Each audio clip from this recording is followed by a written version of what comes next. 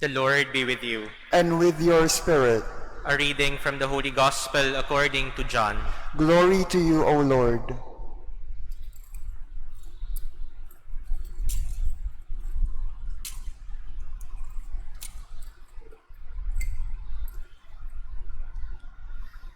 In the beginning was the Word, and the Word was with God, and the Word was God.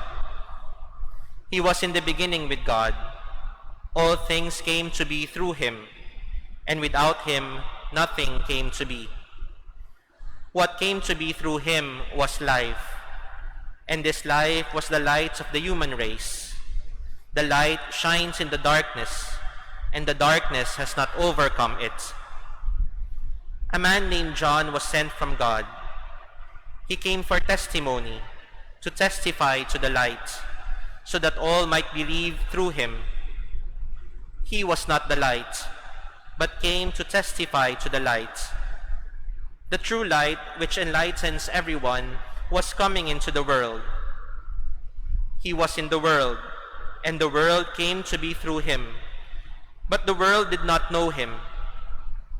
He came to what was his own, but his own people did not accept him. But to those who did accept him, he gave power to become children of God, to those who believe in his name, who were born not by natural generation, nor by human choice, nor by a man's decision, but of God. And the Word became flesh, and made his dwelling among us. And we saw his glory, the glory as of the Father's only Son, full of grace and truth. John testified to him and cried out, saying, "This was he of whom I said, 'The one who is coming after me ranks ahead of me, because he existed before me.' From his fullness we have all received grace in place of grace. Because while the law was given through Moses, grace and truth came through Jesus Christ. No one has ever seen God. The only Son, God, who is at the Father's side, has revealed him." The Gospel of the Lord. Praise to you, Lord Jesus Christ.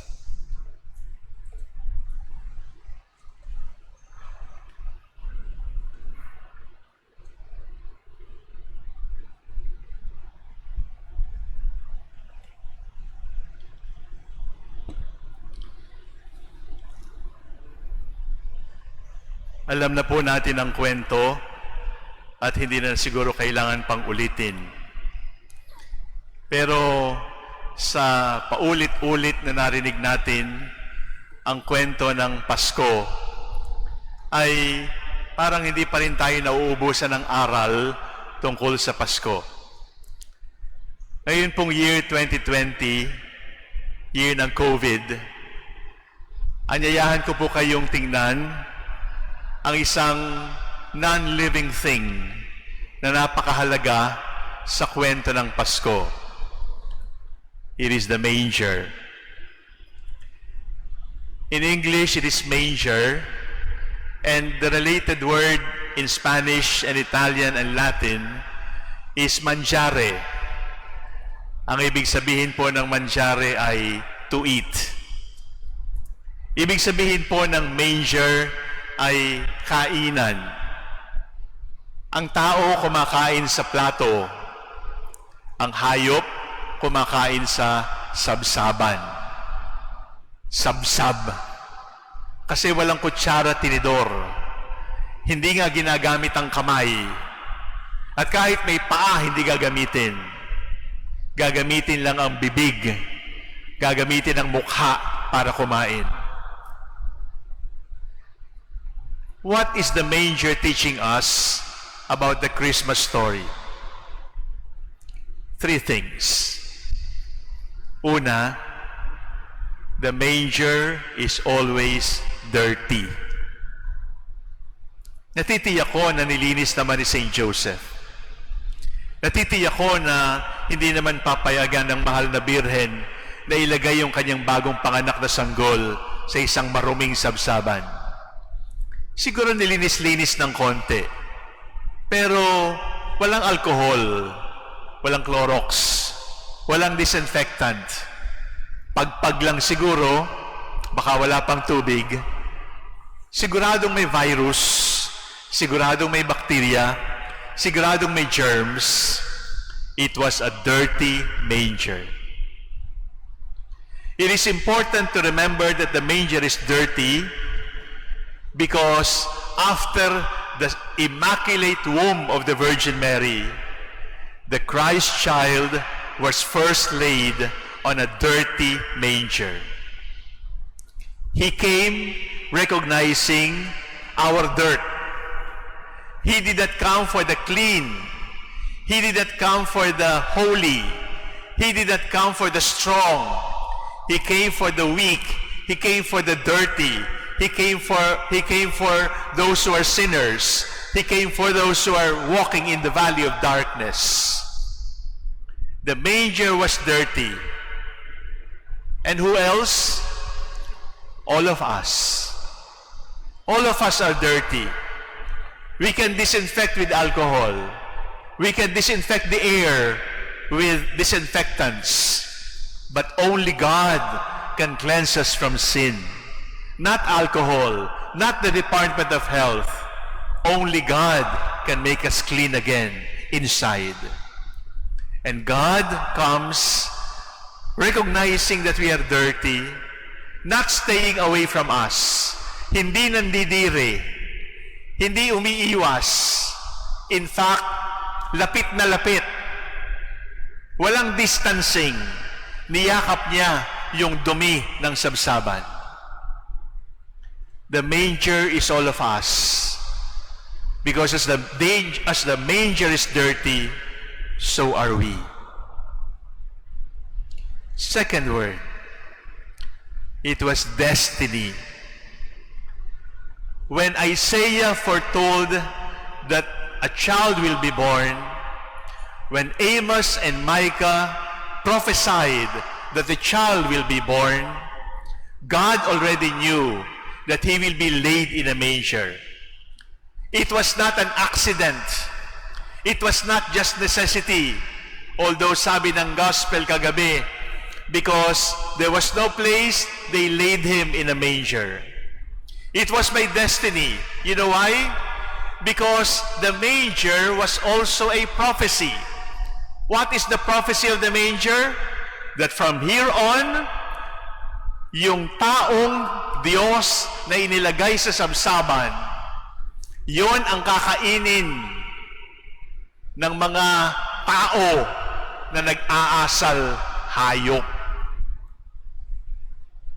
Sino yon? Tayo. The manger is not there in the nativity scene. The manger is now here in the altar. The altar is now the new manger because Christ from heaven will come down to earth and he will become our food and drink. And who will eat from the altar? Human beings he wants to save. Human beings who act like animals. Human beings who forget their dignity as human beings. That is who we are. It is destiny, my dear brothers and sisters, and it is predestiny. When Isaiah and the prophets foretold that the child will be born, they said he will be born in a manger. And now, the new manger is the altar. And now, the new animals in the stable are us. We do not deserve humane treatment because we treat one another like animals, like beasts. But in spite of our beastly behavior, God comes to us like the food in the manger and allows himself to be eaten by all of us. So, it is destiny. And the last word is disciple. When God, Jesus Christ, called men, follow me, he also told them, the Son of Man has no place to lay his head.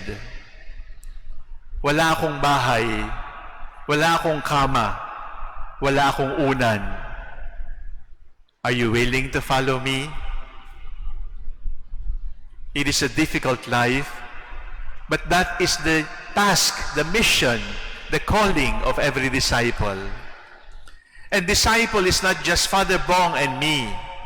Disciple is all of us. Wala tayong sariling unan. Hiram lang yan. Wala tayong sariling bahay, kama, bubong. Hiram lang yan. Kung talagang sa'yo yan, pwede bang dalhin sa sementeryo yan? Kung talagang sa'yo yung bahay mo, pag namatay ka, pag-aawa-awayan na yan ng mga magmamana sa'yo. Kahit yung unan, embalsamador na ang maglalagay, hindi mo kayang dalhin. We have nothing. And when we leave this world, we carry nothing.